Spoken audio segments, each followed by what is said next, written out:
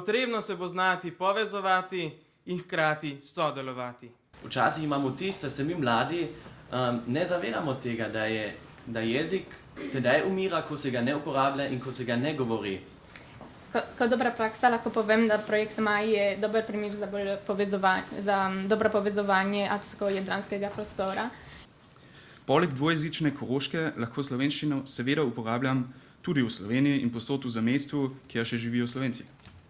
In to pomeni veliko prednost, ker to jezikovno povezanost lahko koristim v kulturno-političnem in poklicnem življenju. Menim, da se vsi borimo za ohranjanje te slovenske kulture, tudi mladi, saj vedno več nas sodeluje, bodisi pri Primorskem dnevniku, na Radiu Trsta ali pa tudi v Slovenskem gledališču.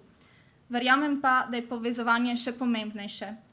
Saj s projektom Maj sem spoznala nove kraje in navezala nova prijateljstva.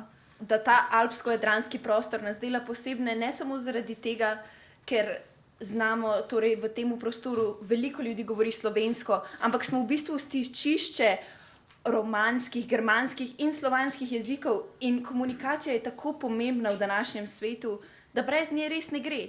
In več jezikov, kot govorimo, z večjimi ljudmi lahko komuniciramo in prav to nas naredi posebne.